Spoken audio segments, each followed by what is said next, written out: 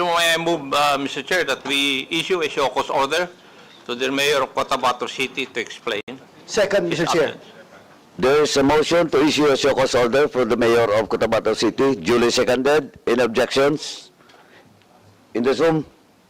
None? Hearing none, the motion is carried. COMSEC is directed to prepare a show cause letter addressed to the Mayor of Cotabato City.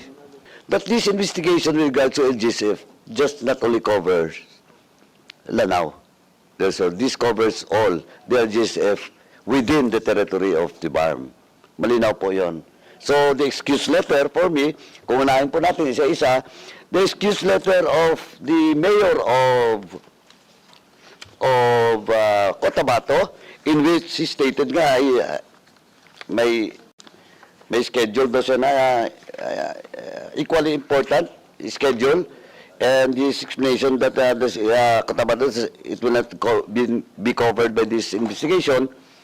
Malinaw po na the excuse letter of the Mayor of Cotabato City, sorry to say, for the chairman, it's not acceptable. This is not an acceptable excuse letter coming from the Mayor of Cotabato. Sorry po kung nanonood si Mayor. So, unahin po natin muna yung letter ni Mayor. What will be the pleasure of the body? Yeah, Mr. Chair, Please proceed. Yeah, before we proceed, may I also share my manifestation?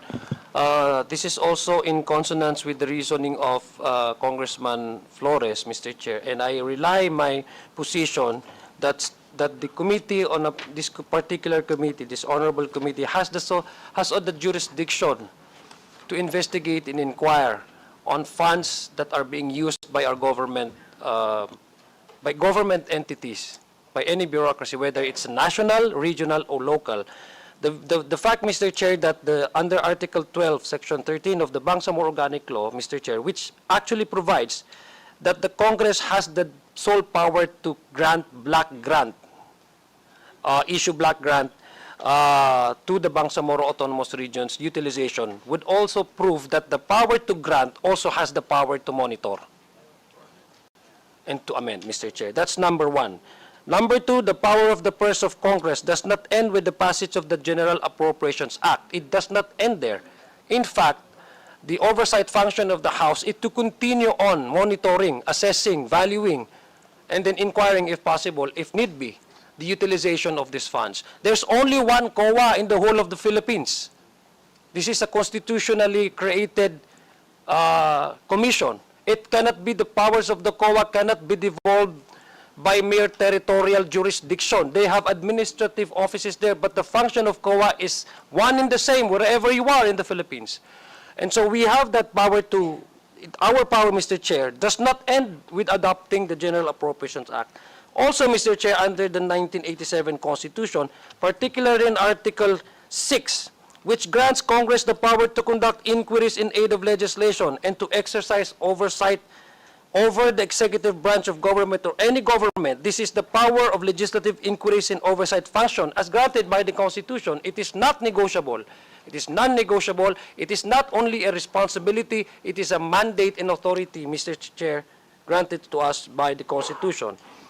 Mr. Chair, also, the constitutionally granted power of the purse oversight and inquiry in aid of legislation of Congress is only limited by the Constitution, cannot be subject to negotiation and compromise. It's not even, there are no enumerated conditions for the House of Representatives to exercise this power.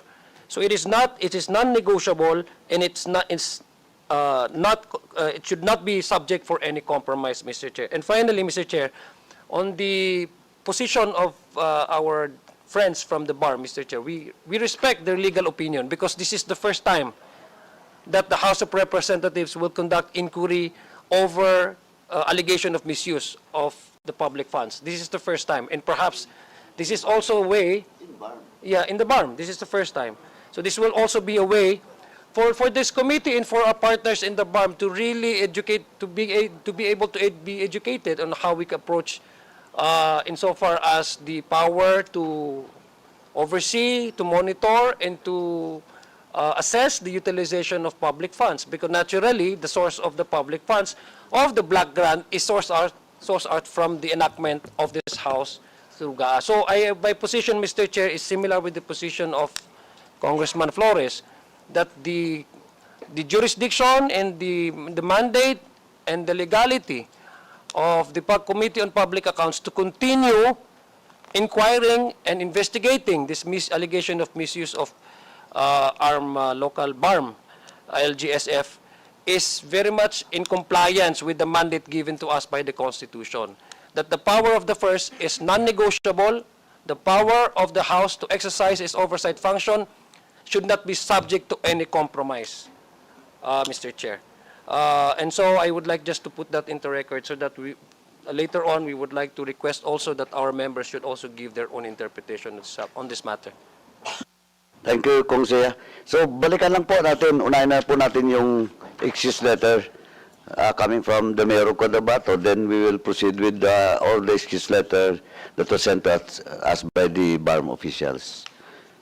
So, what's the pleasure of the members of this committee with regards to the letter from the City Mayor of Cotabato? Mr. Chair, again, Yes. my initial, earlier I said that the subject of this committee hearing right now is the privileged speech of this representation. But there's also a resolution similar to the one that I just delivered, although it was not officially referred to this committee, but similar subject matter, Mr. Chair. And based on the manifestation of one of our guests, apparently the experience that we had in Lanao del Sur is also being felt and being seen and being observed in other areas, in Maguindanao del Norte, Cotabato City, and even in the 63 barangays of the special administrative areas. So, Mr. Chair, Anyway, what's the pleasure of Kong Adiong with regards to the excuse letter? I think it's not.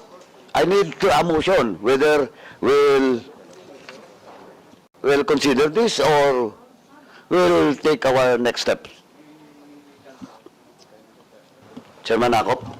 Mr. Chair, Cotabato City is still an integral part of the Philippines, and therefore should be subjected to the departments and agencies of the national government.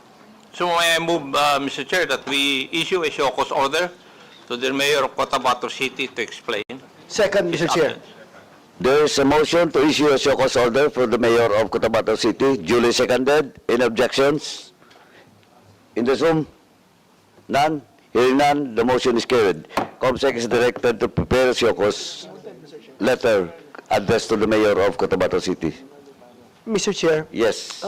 maybe for purpose of brevity, can we just consider everything similar na explanations with a similar motion din po? Because if we go to it one by one, it will take a lot of time. Thank you, Kong Vice Chair Flores. That's why a while ago I manifested that almost all explanation that we have received coming from the BARMM officials are all the same. No? So now let us proceed with regards to the excuse letter that was sent to us by the BARMM officials. Please, only those invited. Please proceed. Mr. Chair, I move that the excuse letter sent by the other persons who have been invited, citing the similar or the same reasons stated in the letter of the Mayor of Cotabato ba, or something, and with the same reasoning po, or similar reasoning, that a show cause order be issued to those persons who sent these excuse letters, citing that reason, Mr. Chair. Second, Mr. Chair. There's a motion to issue a show cause order for all those mentioned and mentioned name from the BARMM official. Only those invited into this hearing. Let me clear it. Only those invited in this hearing. Now, duly seconded. Any objections? The choice is none. The motion is carried. COMSEC is directed to prepare the show cause letter addressed to all the officials invited coming from the BARMM. Thank you.